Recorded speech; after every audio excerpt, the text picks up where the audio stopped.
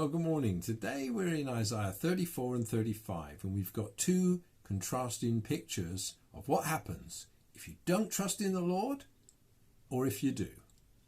The nations that don't trust in the Lord are typified by Edom, and they experience judgment.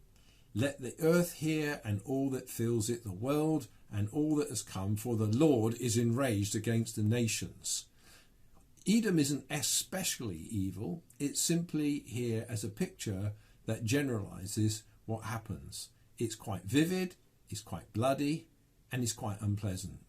The Lord has a sword, it's sated with blood, it's gorged with fat, with the blood of lambs and goats, with the fat of the kidneys of rams. The Lord has a day of vengeance, the year of recompense for the cause of Zion, and the streams of Edom shall be turned into pitch, and her soil into sulphur. Her land shall become burning pitch. It's a terrible picture. Night and day it shall not be quenched. Its smoke shall go up forever. What Isaiah is saying is, wherever there's sin, there's death. And that death is expressed in the form here of a sacrifice.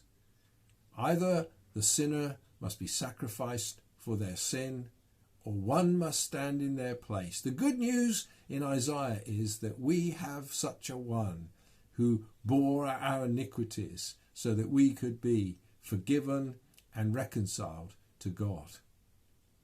In chapter 35, we have a very different picture. Here, the desert becomes a garden. It's such a great passage that I can really do little better than read the text. The wilderness and the dry land shall be glad.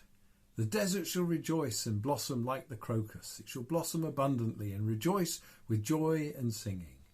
The glory of Lebanon shall be given to it. The majesty of Carmel and Sharon.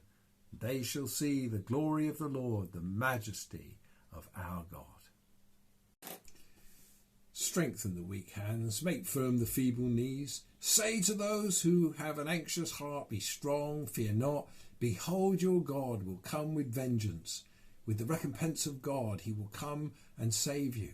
Then the eyes of the blind shall be opened, and the ears of the deaf unstopped. Then shall the lame man leap like a deer, and the tongue of the mute sing for joy.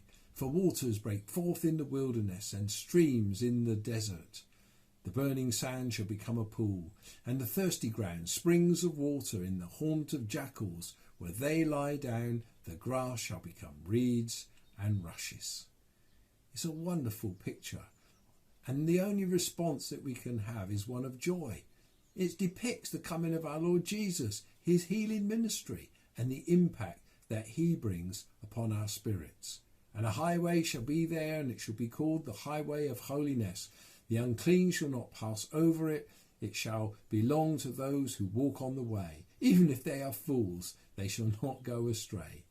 No lion shall be there, nor shall any ravenous beast come up on it.